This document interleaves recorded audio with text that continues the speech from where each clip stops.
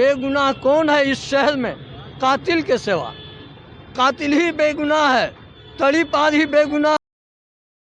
ये मोदी सरकार ये ना समझे कि हम लोगों के नेशनल प्रेसिडेंट को जेल के अंदर में डाल करके हम लोग को डरवा देंगे और हम लोग घरों में बैठ जाएंगे। हम लोग घर में बैठने वाले लोग नहीं हैं। हम लोग लड़ेंगे, उस वक्त तक लड़ेंगे जब तक हमारे प्रेसिडेंट को रिहाई नहीं दिया जा सकता। उस वक्त तक लड़ेंगे जब तक वक्फ बिल को खारिज नहीं किया जा सकता।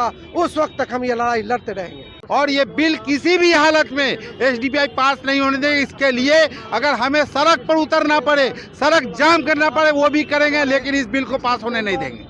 ये सरकार जो दिल्ली में बैठी हुई है ये सोचती है कि हम MK फैजी को अरेस्ट कर लेंगे तो ये ठंडा पड़ जाएगा, पर ऐसा है नहीं।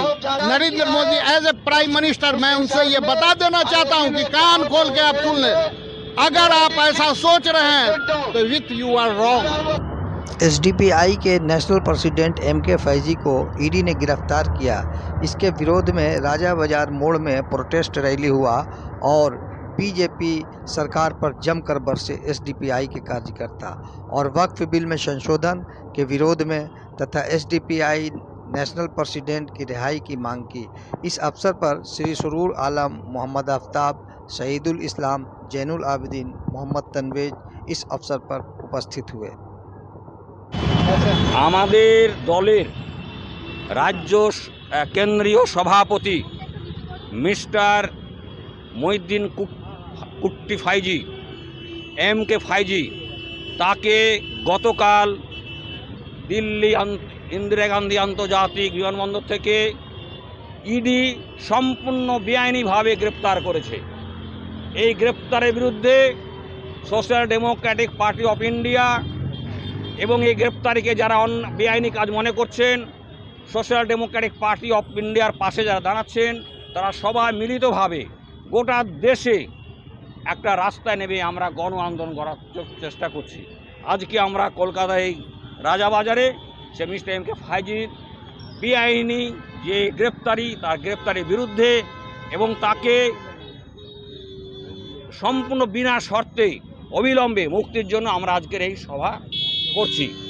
এটা আমাদের বুঝতে হবে যে social Democratic party of India এই বিজেপি সরকারের সমস্ত রকমের বেআইনি কাজের বিরোধিতায় প্রথম সারিতে থাকে।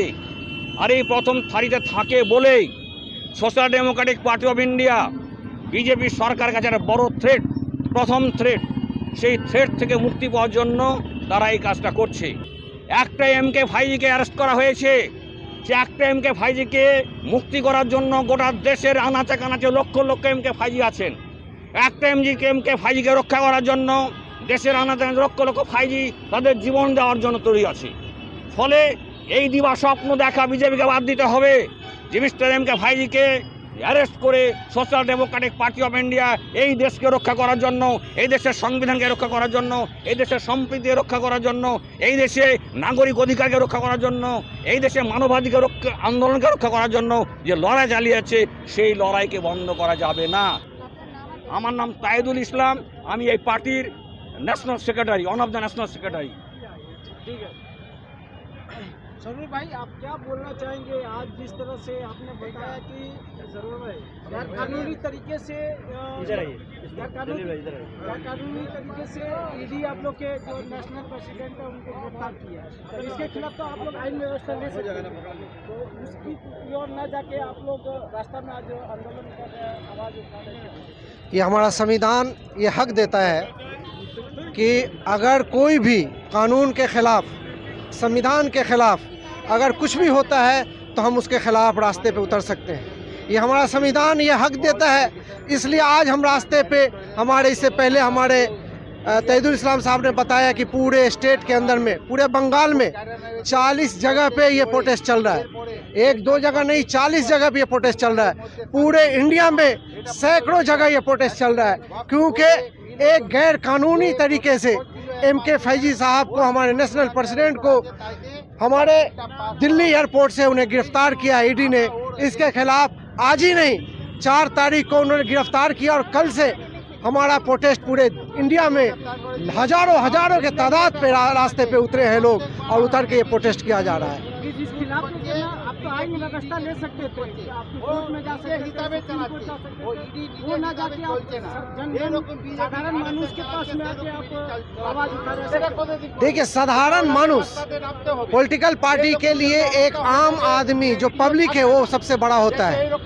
और जहां तक कानूनी कार्रवाई का मामला है वो ईडी ने पकड़ा है, अपनी कानूनी काम कर रहा है। हम लोग हमारा जो लीगल सेल है, हमारा लीगल सेल काम करेगा और जहां कोर्ट जाना है, जहां भी जाना है, हम लोग जा रहे हैं और काम कर रहे हैं। लेकिन जिस तरह से हम लोगों ने पूरे इंडिया के अंदर में वक्फ बिल के खिलाफ हम लोगों ने रास्ते पे उतर करके जो प्रोटेस्ट कर रहे हैं, इसी के वजह से आज ये मोदी सरकार, आरएसएस की सरकार, बीजेपी के सरकार ये हम लोगों के ऊपर में ये गैर कानूनी तरीके से केस लाद करके हम लोगों को, हमारे नेशनल प्रेसिडेंट को जेलों के अंदर में डाल रखा है। तो ये ना समझे कि अगर हमारे नेशनल प्रेसिडेंट को या हम लोगों को अगर जेल में डाल दे तो हम लोग डर करके घरों में बैठ जाएं। हम लोग उसके तरह लोग नहीं हैं। हम लोग लड़ने वाले लोग हैं, कानूनी तरीके से लड़ने वाले लोग हैं, संविधान से के तरीके से लड़ने वाले लोग हैं और हम लोग अपने संविधान के तहत रह करके हम लोग लड़ाई को लड़ते हैं और जीतना जानते हैं। इसलिए आपको बता दें कि आज इस पूरे मुल्क के अंदर में ऐसी एक भी पार्टी को आप दिखा दे कि जो वक्फ बिल के खिलाफ एक भी रास्ते पे कोई आदमी रास्ते पे उतरा हो।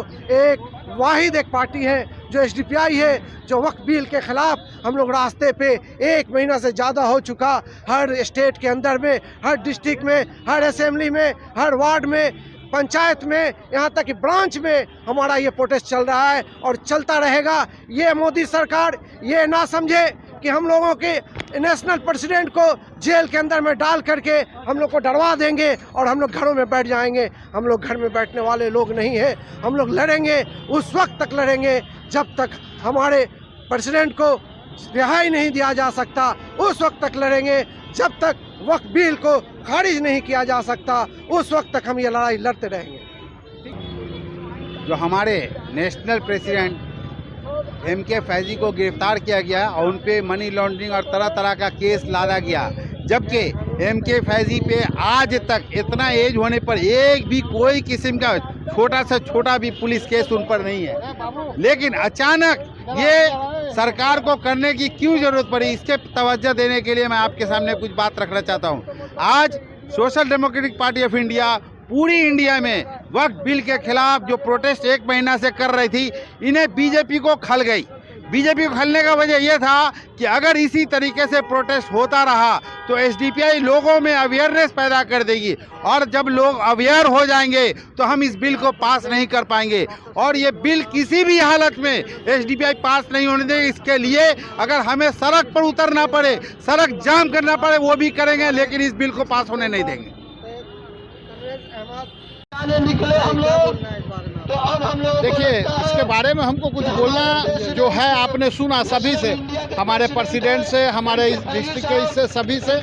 हम डिस्ट्रिक्ट के मेंबर हैं, पार्टी के मेंबर हैं। ये सरकार जो दिल्ली में बैठी हुई है ये सोचती है कि हम एमके फैजी को अरेस्ट कर लेंगे तो ये ठंडा पड़ जाएगा, पर ऐसा है नहीं। इसलिए बहुत एमके फैजी है इस पार्टी में। ये social democratic party of India है और ये चाहती है कि किसी तरह इसको हम डरा ले। अरे ये राहुल को, सोनिया को, इसको नहीं छोड़ पा रहा, तो हम लोग का भी पावर में ऑलवेज हमारा एमएलए एमपी ये नहीं है, लेकिन ये जानती है कि ये जो लड़ाकू पार्टी है ये लड़ने का शख्सियत रखती है। ये इसमें इतनी ताकत है कि ये दिखा देगा कि कितने आज पूरे इंडिया में, मुंबई से लेके हर जगह पे हमारा जो है प्रोटेस्ट चल रहा। उम्मीद करते हैं कि आने वाले कल में इससे भी कहीं ज़्यादा होगा।